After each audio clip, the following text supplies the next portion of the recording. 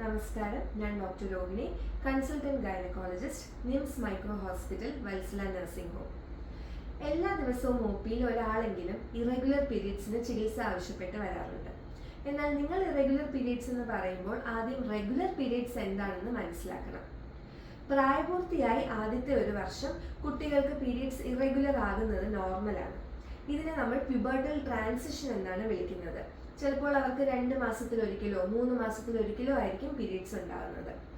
എന്നാൽ പ്രായപൂർത്തിയായി ഒരു വർഷത്തിന് ശേഷം 3 വർഷം വരെ എവറി 21 to 45 ഡേയ്സ്, അതായത് 21 മുതൽ 45 ദിവസത്തിനുള്ളിൽ നമുക്കൊരു തവണ പീരീഡ്സ് ആകണം.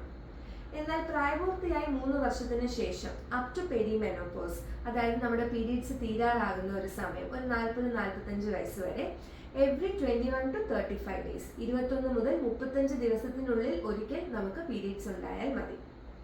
അല്ലെങ്കിൽ ഒരു വർഷത്തിൽ 8 തവണയെങ്കിലും പീരീഡ്സ് ആകണം. ഇതിൽ എന്തെങ്കിലും അബ്നോർമാലിറ്റി ഉണ്ടെങ്കിൽ, അതായത് 21 ദിവസത്തിൽ താഴെയാണ് അല്ലെങ്കിൽ 35 ദിവസത്തിന് മുകളിലാണ് പീരീഡ്സ് ആകുന്നതെങ്കിൽ നിങ്ങൾക്ക് ഇറഗുലർ പീരീഡ്സ് ആണ്. ഇത് കേട്ടിട്ട് നിങ്ങൾക്ക് ഇറഗുലർ പീരീഡ്സ് ഉണ്ടെന്ന് തോന്നുവാണെങ്കിൽ ആദ്യം ചെയ്യേണ്ടത് എന്തുകൊണ്ടാണ് ഇറഗുലർ പീരീഡ്സ് ഉണ്ടാകേണ്ടതെന്ന് മനസ്സിലാക്കണം. അതിനായി നിങ്ങൾ ഹോസ്പിറ്റലിൽ വന്ന് ഗൈനക്കോളജിസ്റ്റിനെ സമീപിക്കുക. നിങ്ങൾക്ക് വേണ്ട എല്ലാ ചികിത്സയും അതിനുള്ള സൗകര്യങ്ങളും ഇവിടെ ലഭ്യമാണ്. Thank you.